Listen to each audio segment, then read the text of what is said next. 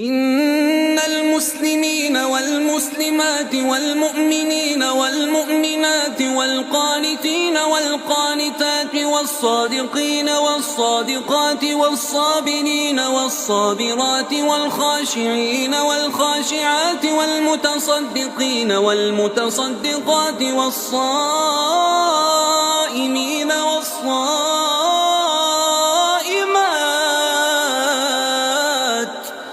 والحافظين فروجهم والحافظات والذاكرين الله كثيرا والذاكرات أعد الله لهم مغفرة وأجرا عظيما.